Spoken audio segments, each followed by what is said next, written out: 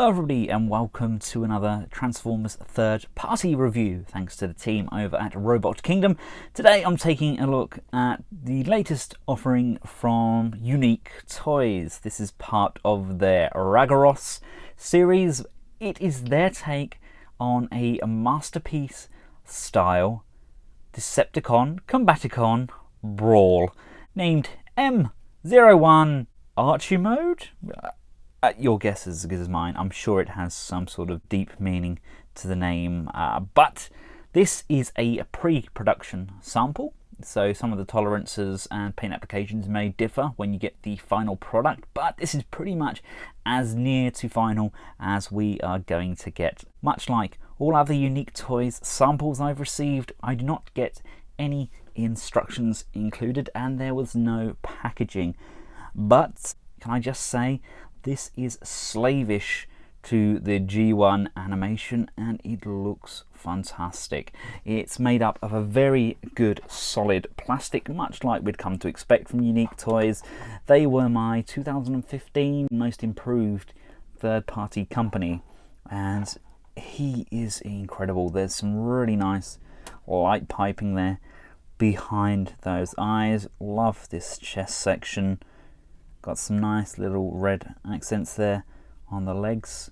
The legs themselves are probably the part which is least like its animation rival, but that being said, he still really does bear a striking resemblance. This is by far, in my opinion, the most G1 accurate representation of Brawl we have had. That's animation accurate. Now, he's not as close to his toy counterpart as some of the other versions we've had, but animation wise I think they've got it pretty much spot on. I love the colour there. It's kind of a very nice military kind of khaki green. The silver really does break it up as well. Now Brawl comes with two of these guns and he also comes with a very large foot.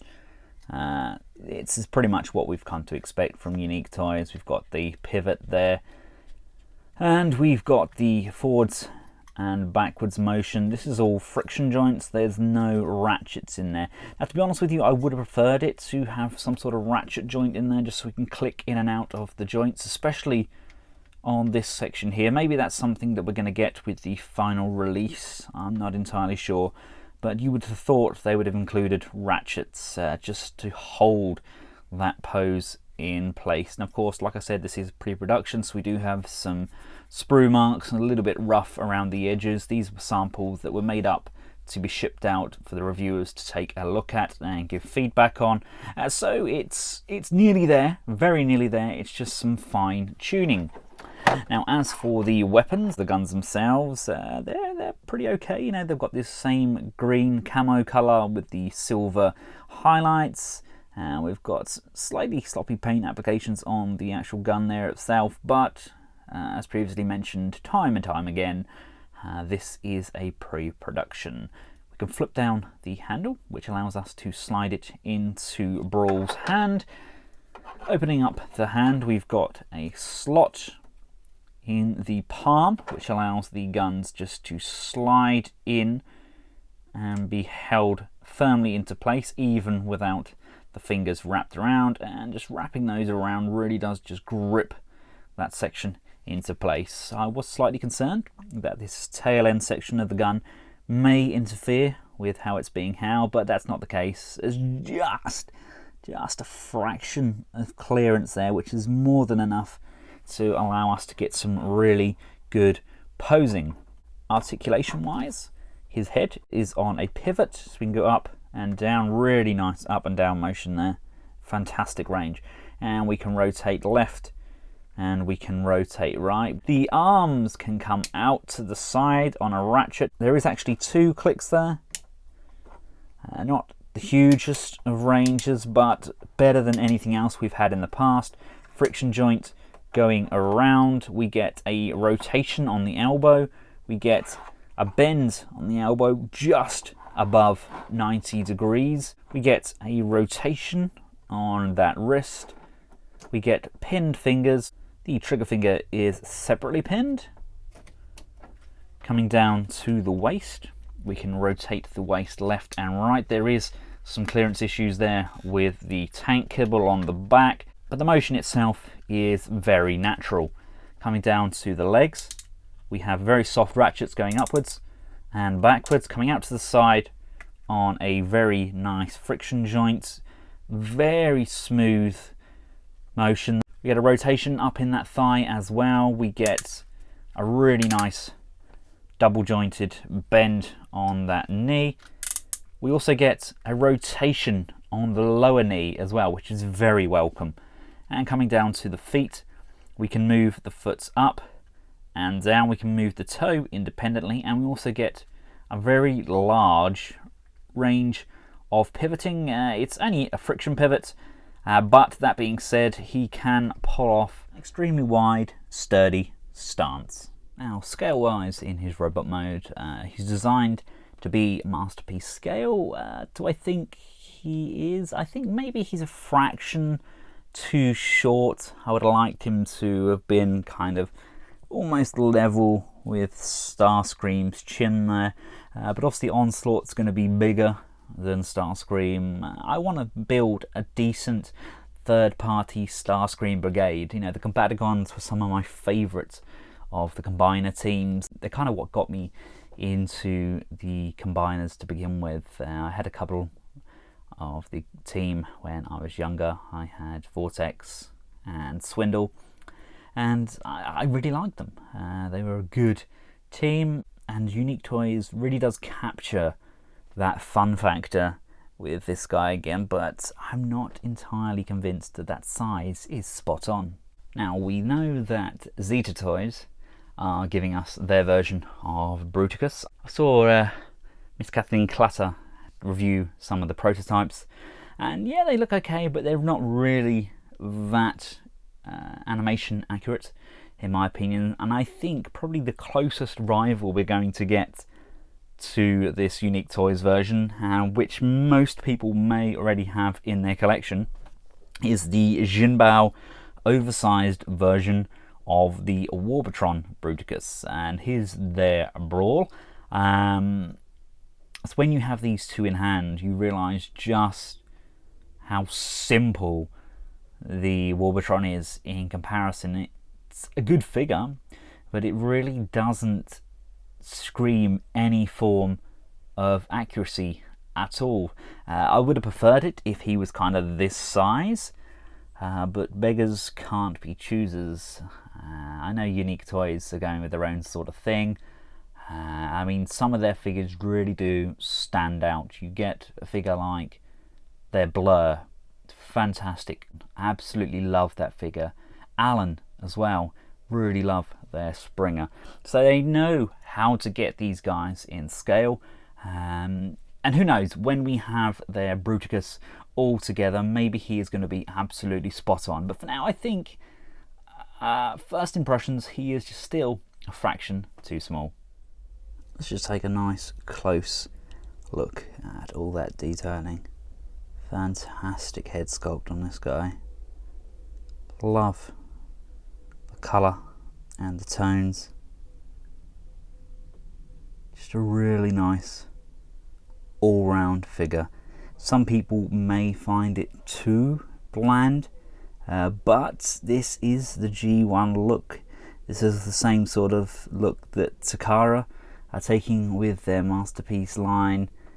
If you want to add details to these figures, then maybe wait for Toy Hacks Repo Labels to give sticker sets. But honestly, I think they've nailed it with this guy. I think the G1 aesthetic is definitely very prominent. It's got a really nice, tidy backpack section as well. Nothing really hangs off and looks out of place. It's a very tidy tank turret. You know, it's pretty much what we expect from this type of figure. And here he is alongside their Swindle, also known as ghaz'ranka, I think. I have no idea how to pronounce that. His colour is slightly off. I would have liked him a little bit more kind of desert tan colour than he is, but he is a very nice version of Swindle. And you just notice here that the windscreen, in my opinion, that should be flipped. You should have that up the other way just to make it a little bit more animation accurate, but I mean, that is pretty darn close, isn't it? Now let's get Brawly here transformed up into his tank mode. At present, I don't know whether he's going to be shipped out in his tank or in his bot mode. DX9 Unique Toys, they generally tend to ship their figures out in their robot modes, so I try and give you guys a heads up prior to their release, but for now I'm just going to go from robot to tank and from tank to leg. First step, nice and easy, just compress these arms, which hides away the elbows. Untab the chest piece from this top tab section, untab the neck section, bring the head down. You want to just bring this side pod section down because that's tabbed into here, and that now frees up this section so we can unfold that out, and that's going to form the front of the tank. Round to the back of the tank, lift up this panel. This section here is tabbed in just underneath. Bring it out and fold this section outwards, and you can now see that we have access to this section here. We give that a push, and that brings this whole tank turret section outwards, and we can now slide this entire section on this slider here, sliding the tank turret, I guess it's called, backwards along the shaft of the tank. These arm sections here are going to rock upwards like so, and this section here is going to fold over in on itself. That's going to tuck in there nicely, and there's a tab here, and that's just going to line up on the side like so. Just push that in, and there's another tab here which lines up on the arm, securing that into place. This section here just pops out. That now allows us to extend this section like so. Then rotating this section 180 degrees at the knee, we can now collapse it sideways, and as we do so it rocks on this hinge here. This section folds back in on itself and tucks in nicely there. Bend this hinge section down here, that gives us a lot of room. We can then slide this section into this gap here, fold the foot section across so it's in this shape with the toes tucked inwards, and then we can just bring this section inwards, and that is going to fit nicely into that little gap there. We can then tuck all of these sections in, tabbing everything in together. We can then get the head, bring that up, flip that over, bring that in, and close that off. Something you will have to be very careful of. I've actually sheared off my other foot. The tab just snapped. It's just a pin in there. I'll heat the pin up, I'll get this section out, then I'll glue that back together.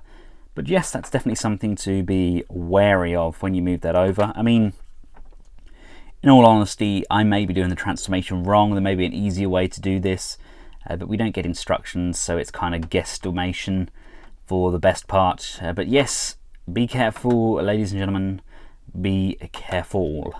Now the last steps is this section that was underneath the tank turret that actually just flips down at the back section here between these two leg sections here, and there's tabs here and there's tabs here, and that's all going to press in. There we go, that's all tabbed in. Close this section off, close the rear of the tank section off, and now we can just apply our weaponry. We have these two slots at the back here, and the guns just fold down like so, and they can tab in to the rear, and the finished product looks something like that. It's a very tight fit, but man, that is a very impressive rendition of Brawl. It's a nice size. It's not huge, but it's definitely passable as a masterpiece version. I was absolutely gutted about that foot shearing off. I haven't really ever had that with Unique Toys. Everything's been pretty much spot on, but like I said, it may have something to do with the way I transformed it. Articulation wise, we do have wheels on the bottom, so he should roll quite nicely. The turret can rotate all the way round, and with a bit of transformation, we've got some nice mass shifting going on there. Pretty much scales up the same size as Brawl. I mean, that's some pretty good going, if I do say so myself. These two do look incredible together. Absolutely love how this guy looks in tank mode. Really reminds me of some of the earlier artwork for the animation model. Now, I genuinely am very impressed with that. Now, I'm not sure whether that's the Warbotron one scaling down, whether that's the Unique Toys scaling up, but either way, it looks very nice indeed. Here he is alongside Starscream. You know, that's a pretty good scale there. I mean, I don't own many tanks and jets. He's probably too small in comparison, but hey, I don't care. It looks really nice, and I mean, this is a really promising thing from Unique Toys. And I mean, DX9 today as well teased a picture of MP36 holding what looks very much like part to the Stunticons, the part that was placed in the engine. So I think they may be having some Stunticons coming. So we'll have the DX Transbot ones, we'll have the DX9 ones. It's a good time to be collecting masterpiece size and style combiners. Now, one would think for the combiner mode it's fairly straightforward, you'd think, wouldn't you? I push the turret inwards so it's now smaller. I then slide it down on that axis so it's further along. I can then rotate this around. I would personally think that we lift this section up, revealing the section which tabs into Bruticus's leg. You then come round to the front here and you've got this very small tab on here. You can just bring that down, and then we can just bring in our foot plate and just tab that in like so, and there we have the foots. Like I said, this does definitely need tightening. It is only a test shot. I could probably take this apart actually and just get in there. I'd imagine it's just a screw to tighten that up, but you know, that's gives us an idea of the kind of tilt we're going to have on this guy.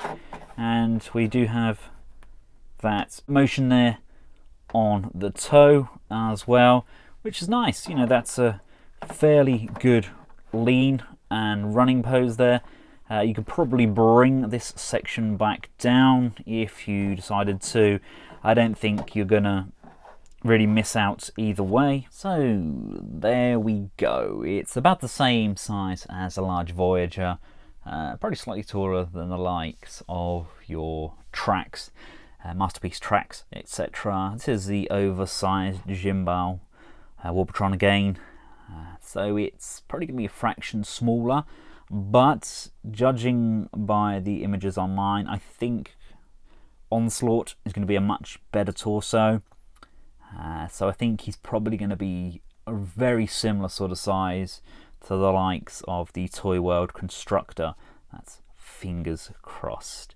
It scales really well with Prime there. I think this is going to look really menacing on display. Starscream has finally got his brigade thanks to the guys over at Unique Toys. Thank you all for watching. I hope you found this video useful. This bummed me out, but accidents do happen. It is probably me being heavy-handed because I don't think anybody else has managed to break their samples. And like I said, I'll probably just heat the pen up, pop that out and glue it. Silly me. If you have found the video useful, feel free to give it a big thumbs up, share and subscribe. And until next time, from myself and Archimonde, thanks for watching. Goodbye.